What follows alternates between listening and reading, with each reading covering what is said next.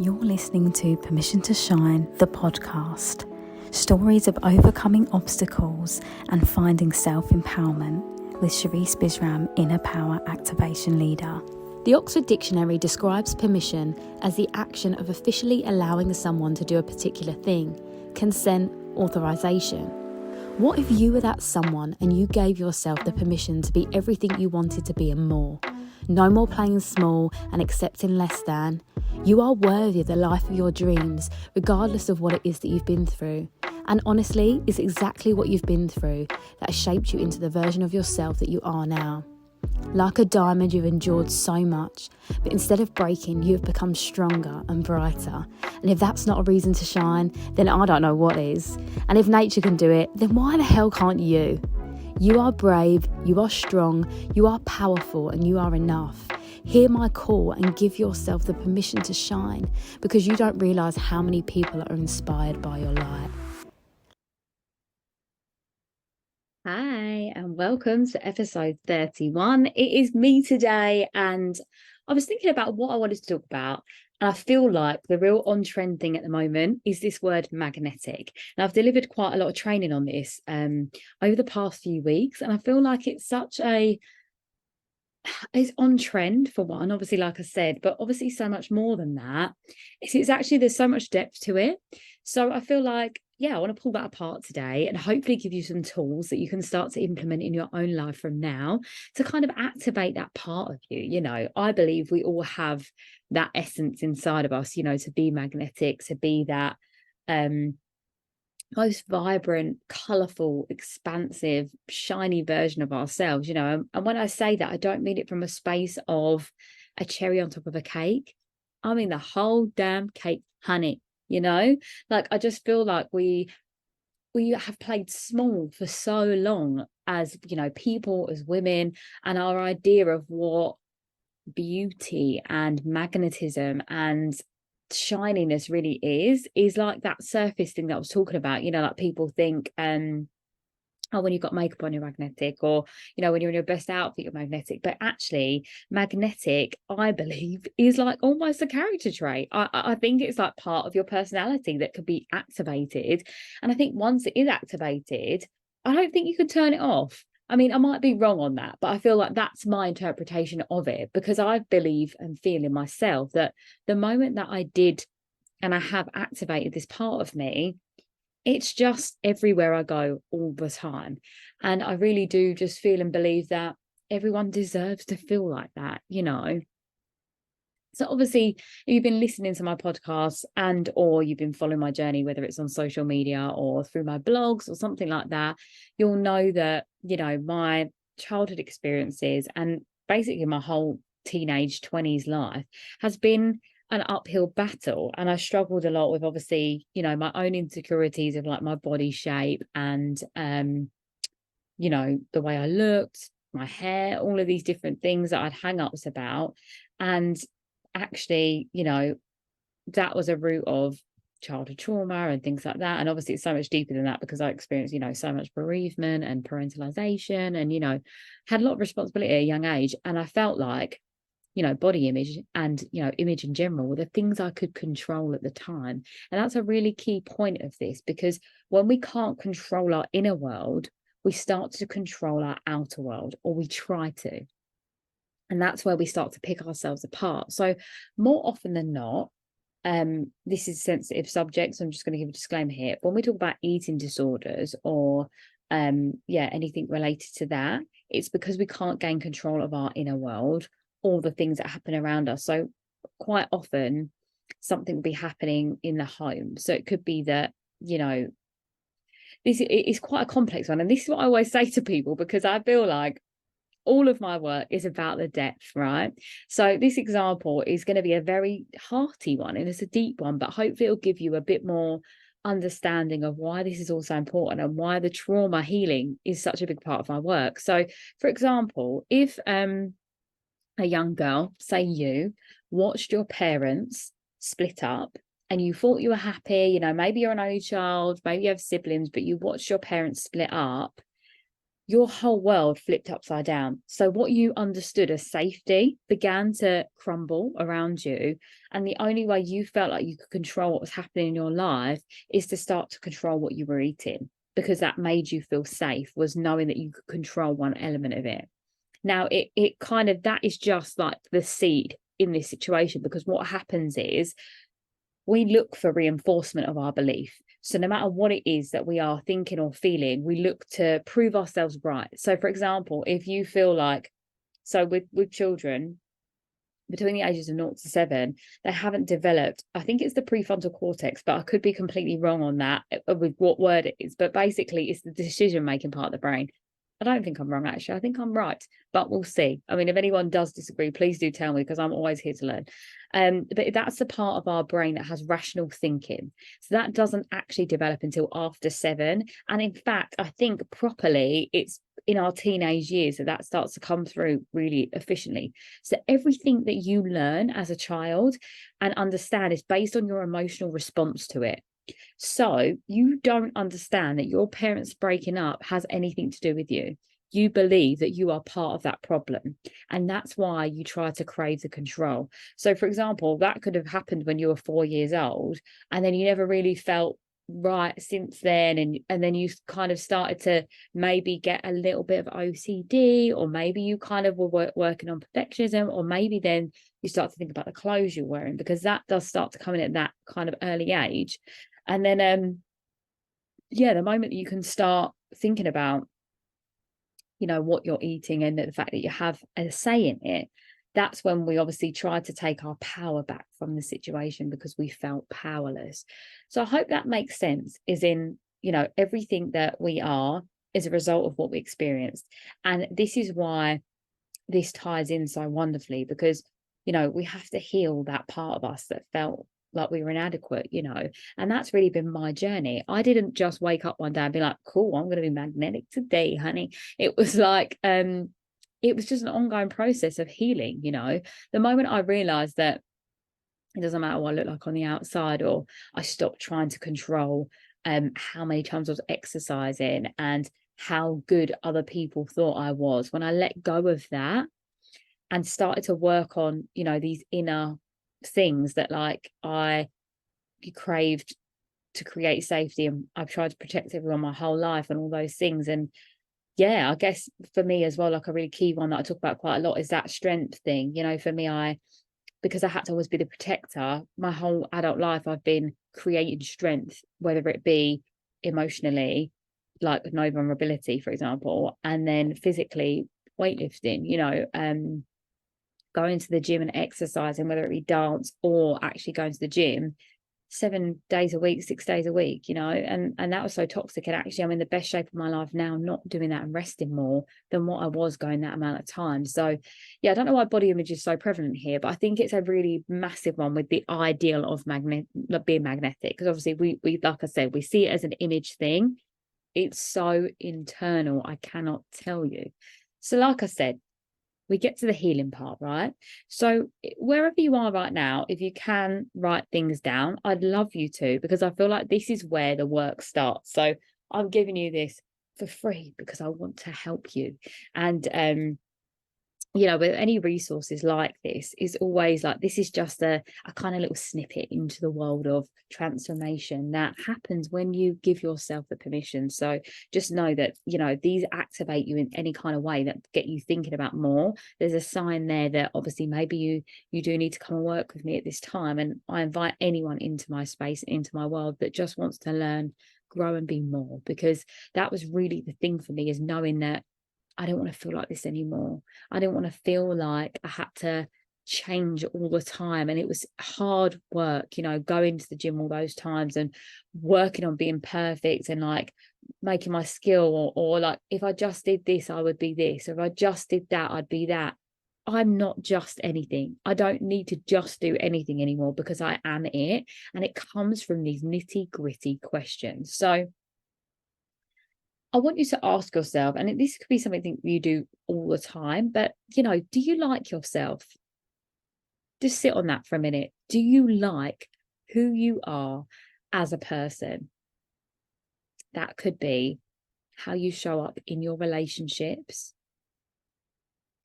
your drive and determination. Are you happy with that? Do you feel like on your core level that like, yeah, I like me? Because that is a really, really deep question that has 1,000 questions on the back of it. But that is the first step to really becoming magnetic, is you have to not only like who you are, but love who you are. Because I've said many a times that how you feel about yourself is projected onto you in the outside world. So if you're thinking, no, I don't, what can I do about that? We search for evidence of you being a good person, you know, being a nice friend, or, you know, partner, or, you know, being good at what you do. That's what we start to do now. So you can do this either way, whether it was a good answer or a bad answer.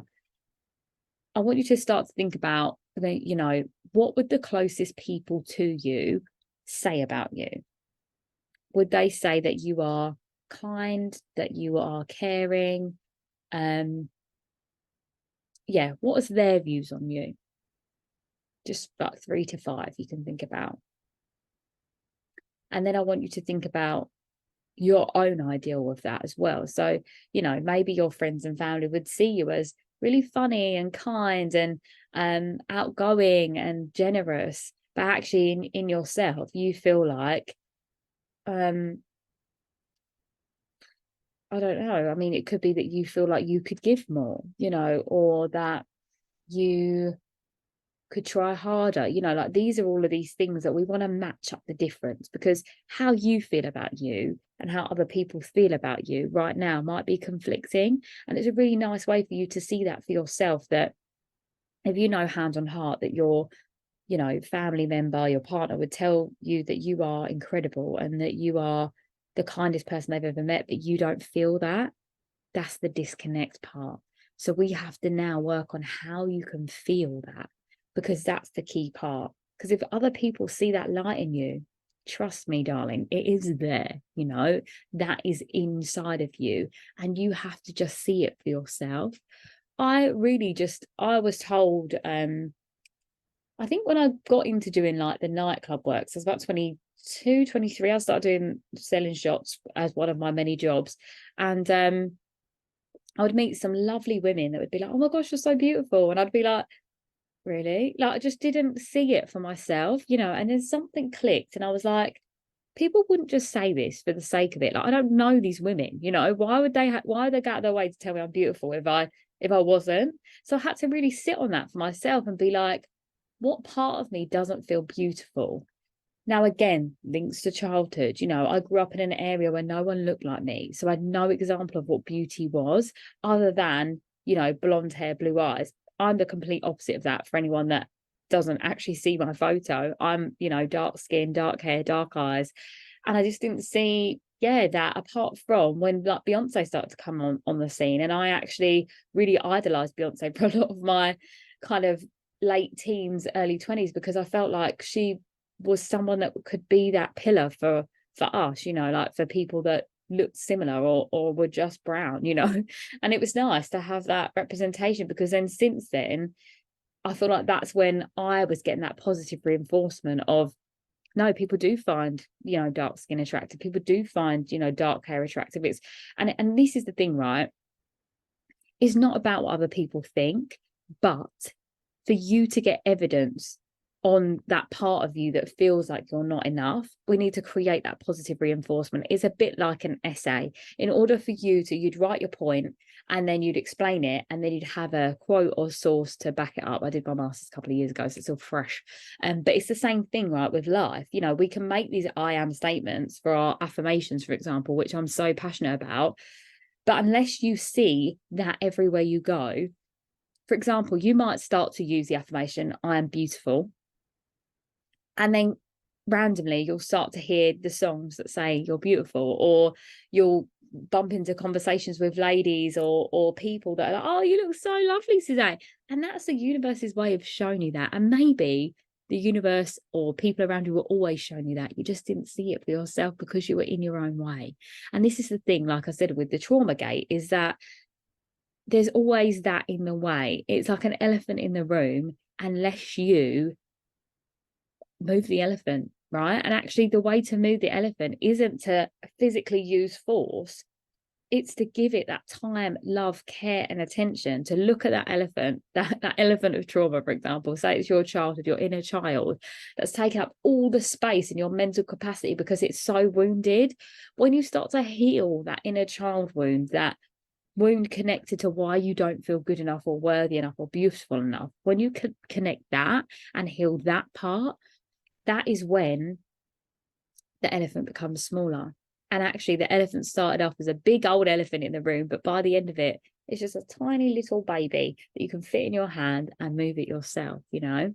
And this is the thing, we can't eradicate any part of us, you know, the self-saboteur, all of these things are important because they're constantly guiding us. You know, the reason that you do judge yourself and are hard on yourself is it's something you developed to keep you safe.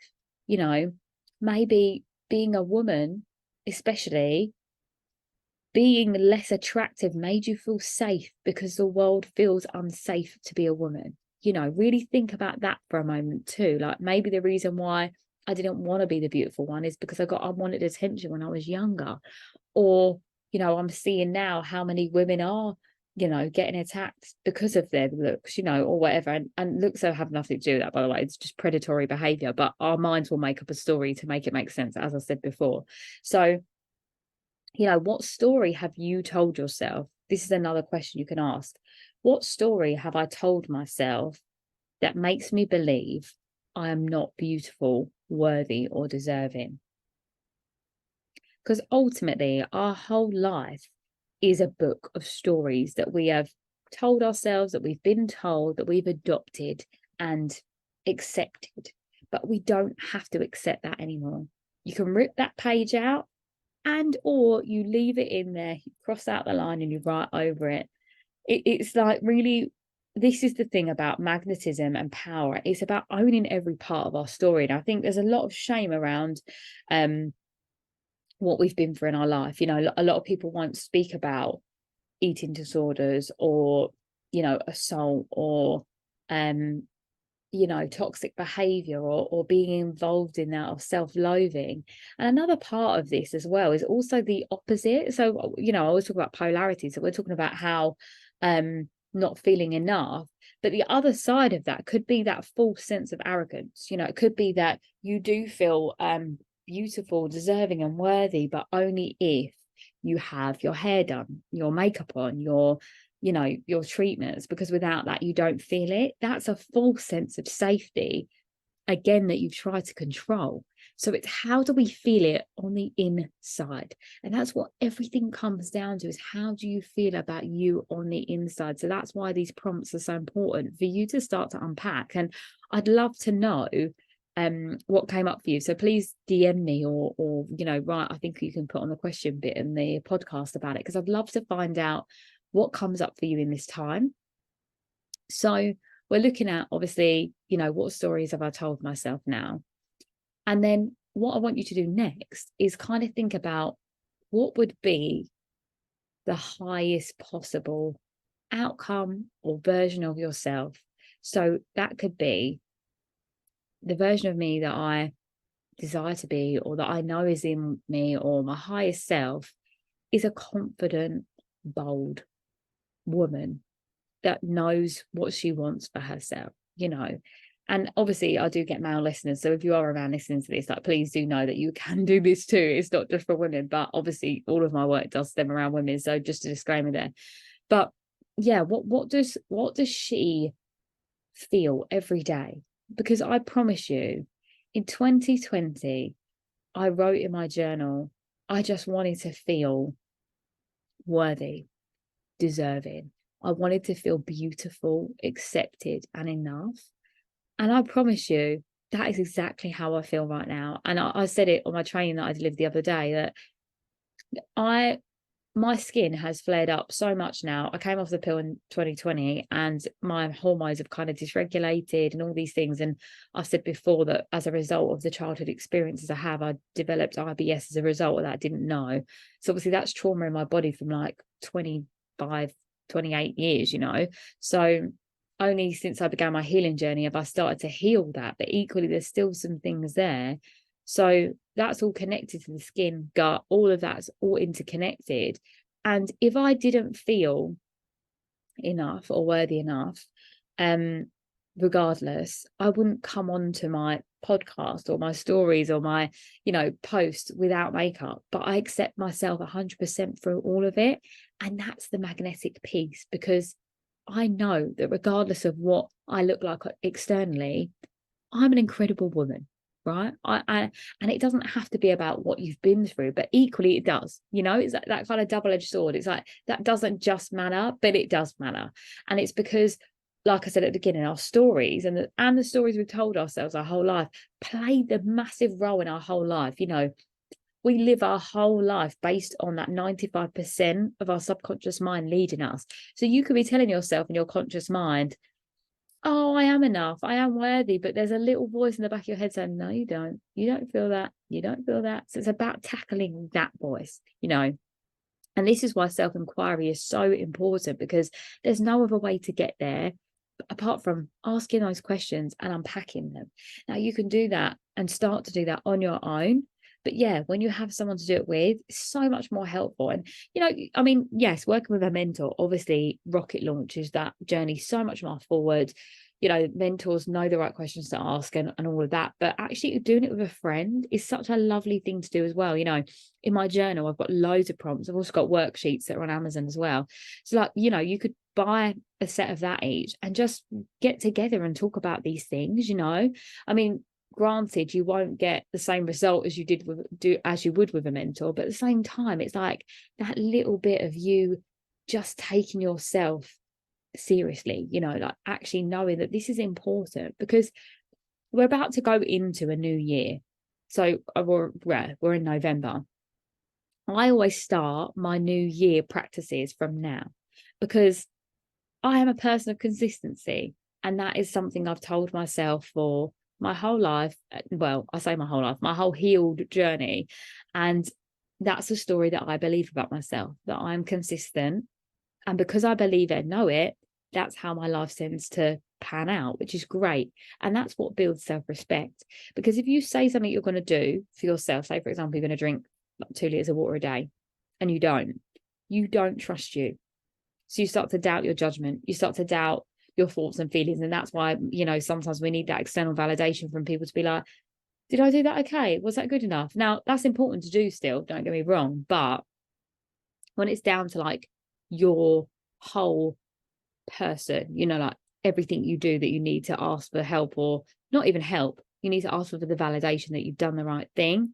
That's a sign of the trauma there. And I did that. I'm not going to try and pretend. Like when I was just in the transition phase of my healing, because I've been so the opposite, as in not speaking about my feelings, not being open, not being soft, that when I started to enter the healing phase, I started to ask more, do you understand what I'm saying there? Does that make sense? Am I coming across too harsh? Because I was trying to then find the balance between, and this is the thing, it's a journey, right? A process. And I feel like I went completely one way on a seesaw, to then flip completely the other way on the seesaw. So for me, that's kind of how I find balance within my own practice and work, is that I have to do it that way. It just makes sense for me. But we all have different ways and modalities of finding it. But ultimately, you asking yourself those questions are what helps you find the answer. Because everything, like I said, is a mirror. So the moment you start to accept yourself for everything, take out the shame and blame out of things. This is another thing that I teach. It's like, instead of saying, I'm a rubbish wife. Oh yeah, I'm just a rubbish wife. Like I just prioritize my career and I don't think about my husband's needs, and I'm just rubbish at it. I'm just rubbish. And then you start to tell yourself that story and believe it. You're like shaming yourself in this situation. Like maybe you could pull that apart. Like that statement has 1,000 different ways and variations. But for example, if you took that out and be like, right now, work is a priority for me, which means I can't give to my relationship as much as I would like to. Then you could find a solution for that, which would be, for the next few weeks, I'm in work mode. From that on, I'm going to prioritize the relationship and create space. And or look at your diary, create space now, get someone else to assist you. This is something all that we can do every day. Is like, I talk about boundaries a lot as well. This is all interconnected. Everything's interconnected. Your boundary might be that you're currently working until 11 p.m. at night. You're starting at 8 a.m., working till 11 p.m. Actually, that's not what you should be doing. You need to be cutting off at 6 or 5 or whenever it is, and then have the evening with your partner, and making those promises to yourself that you will keep. And that's where you build the self-trust. And that's your boundary. It's like, no more calls after 6 p.m. I'm sorry, I'm closed. You can pick it up in the morning. Yeah. And it has to be that. And it's hard, I understand, because when we do set these boundaries, it does, there's a back and forth with it all. But this is how you build that inner power and that magnetism. Because the more you trust yourself and the more that you accept every part of you, it just builds this respect for who you are as a person. Because this is the thing, right? We have idols that we look up to. Like, I mean, I used to when I was younger. I don't so much now, because I understand that we are all interconnected and individual people. And I think it's not always healthy to do that now. But that person that you do have on a pedestal, whoever it is, whether it be a family member or a celebrity, they equally have their own things going on, right? And I think that's what, for me now, what I'm feeling with the celebrity culture and stuff. It's like we idolize people for the wrong reasons, again, for the validation game, or because they're shiny and they look like they've got all these things going on. But these people, and actually some of them, a lot of people now, the ones you see that are super confident, that are doing the thing, is because they are doing this work, right? There's not a person that you would ever meet that's really authentically in their purpose, magnetized and just glowing, that hasn't done this work or doing this work. And it is a constant process. If you really want to be the best version of yourself, the most magnetic version of yourself, it does come down to self-inquiry and the internal. Everything you feel on the inside projects outwardly. And that's really ultimately the thing that I want you to take away from this, is that when you do feel enough, worthy, beautiful, deserving, the whole world feels it too. And if you're listening to this thinking, right, I still need support on this, please do reach out, because this is my work. This is what I help women do. I take you through that journey of self-discovery, and I hold your hand as we unpack and dismantle all of the things that held you back for so long. And then we build you back up on a solid foundation of self-worth, self-acceptance, self-respect, ultimately self-love, which develops that true, authentic, rich confidence that shines out into the world. Each of us now, wherever you are listening to this, you have this light inside of you, this inner power, and it is trying to break free. If you're feeling like, I don't want to feel like this anymore, or I don't want to be in this situation where I feel less than, or things feel hard, like that is a sign that you're ready to step forward into this. So I just want you to know that it comes down to you giving yourself that permission ultimately. But when you believe it with every core of your being, that is when it happens. So try it now. Just try, even just giving yourself one affirmation and being open to receive what the universe wants to give you as a result of that. See what happens. Ask yourself these questions. Set one affirmation that you're going to say every day now for the next 30 days, for example, 21 at least, because that's when it takes to build a habit, and start to see how the world around you starts to change. It could be that I'm beautiful. You could even say that I'm magnetic, and then just watch how people around you start to gravitate, or, people are asking your opinion more because you are shining your light out. And maybe it starts as a little dimmer, a little tiny little flicker, and it just grows and grows and grows until your light is so bright and expansive that people everywhere in the world can find you. That really is it. And I've been doing some really beautiful training calls and things like this at the moment, and one of the things that came up for me is what's your soul's message? And I'm going to share it with you, because obviously I do the soul to soul with my guests, and my thing that came up was, I'm an indestructible force of light. I allow my light to shine brightly and boldly out into the world, and I inspire others around me because of it. And I feel like we all have the capacity and the power to do that. And that really is what magnetism is all about. Accept you, respect you, love you. Everyone else will do the same. Lots of love and light. And as I said, if you anything I've said today is like struck a chord, or you want to talk or just discuss, please reach out, because I'm always here.